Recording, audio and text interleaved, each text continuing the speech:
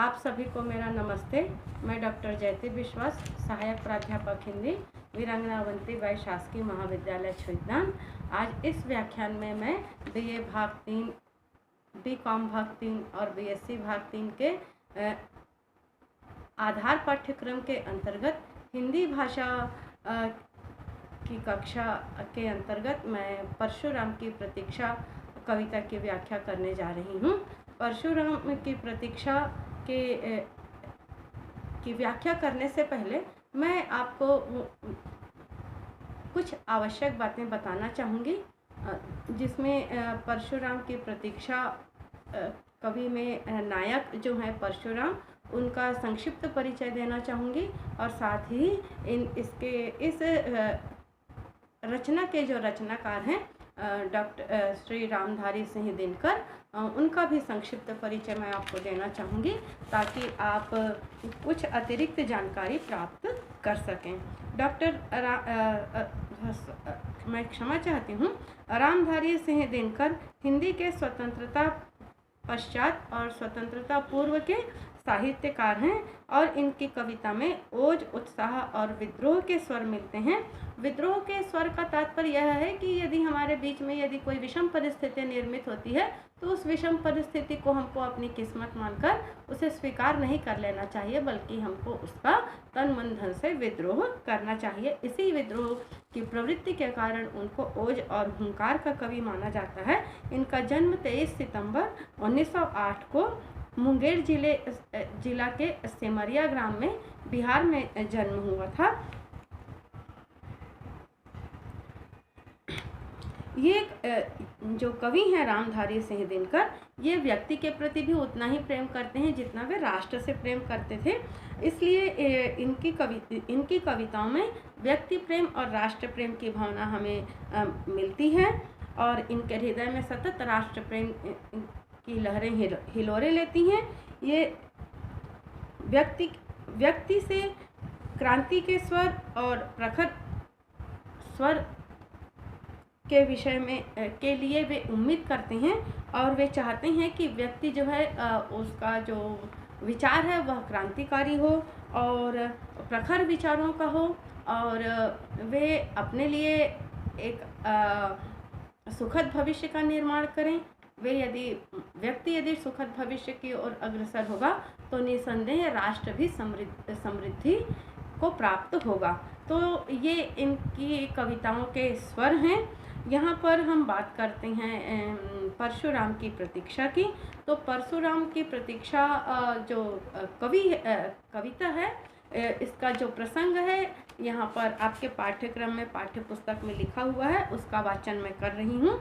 यह जो युद्ध है वह नेफा के युद्ध 1962 में चीन ने भारत पर जब हमला किया, तब भारत और चीन के बीच युद्ध हुआ और इस युद्ध में दोनों पक्षों की सेनाओं की हानि हुई और इस हानि में हम देखते हैं कि भारत के जो वीर सैनिक हुए वे बहुत वीरगति को प्राप्त हुए और जब भारत के सैनिक वीरगति को प्राप्त हुए तो उनके श्रद्धांजलि स्वरूप और आने वाली पीढ़ी को राष्ट्र प्रेम की भावना से ओतप्रोत करने के लिए उन्होंने इस कविता की रचना की है। और नेफा का युद्ध जो है वो अरुणाचल प्रदेश 1962 के पहले मेरी जानकारी के अनुसार अरुणाचल प्रदेश को ही नेफा अंचल कहा जाता था और यहीं पर चीन और भारत के बीच में युद्ध छिड़ा हुआ था।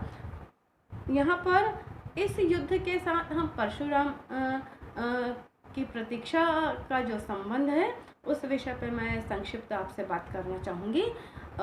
परशुराम के विषय में आप लोग जानते होंगे, परशुराम जी जो हैं वो भारतीय संस्कृति में एक वीर उदात्त नायक के रूप में जाने जाते हैं और वे भगवान विष्णु के छठे अवतार के रूप में भी हमारे बीच सम्मान प्राप्त हैं। वे एक ब्राह्मण ऋषि के पुत्र थे और किसी कारणवश उनको मातृहंता कहा जाता है। मातृहंता इसलिए कहा जाता है क्योंकि वे पिता की आज्ञा से उन्होंने माता का वध किया था परंतु बाद में उन्होंने, जब पिता ने देखा कि पुत्र जो है वो मेरी आज्ञा का उसने पालन किया है, तो उनके पिता ने उनसे कहा कि आप वर मांगिए। तो परशुराम ने 2 वर मांगे थे। एक वर यह था कि आप मेरी माता को जीवित करने का कष्ट करें, और दूसरा यह था कि हे पिताश्री, यदि आप मुझसे प्रसन्न हैं तो मैंने जो माता की हत्या की है और इस मुझे एक पाप जो मुझे लगा है, इस पाप से मुझे मुक्ति का उपाय बताएं।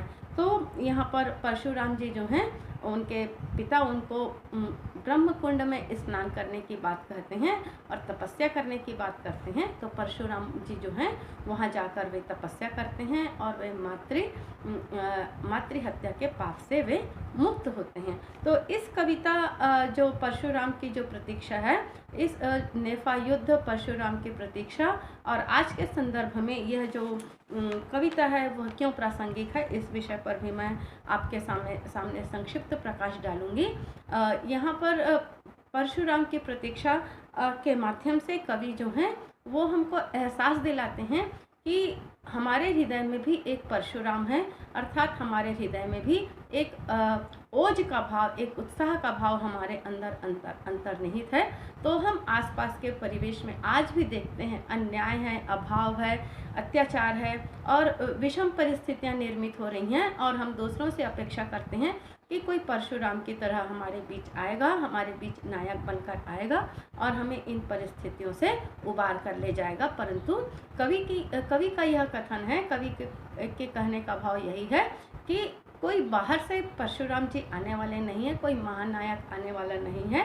हे भारत के वीर पुरुषों, हे भारत के वीर नागरिकों, आपको ही परशुराम बनकर आपको इन परिस्थितियों से जूझना होगा। तो ये जो कविता है परशुराम की प्रतीक्षा, ये एक लंबी कविता है रामधारी सिंह दिनकर जी की, और इस कविता के मैं लगभग 2-2, 3-3 छंदों की व्याख्या आपके बीच करने जा रही हूँ। आप लोग कृपया ध्यान से सुनिएगा और समझिएगा।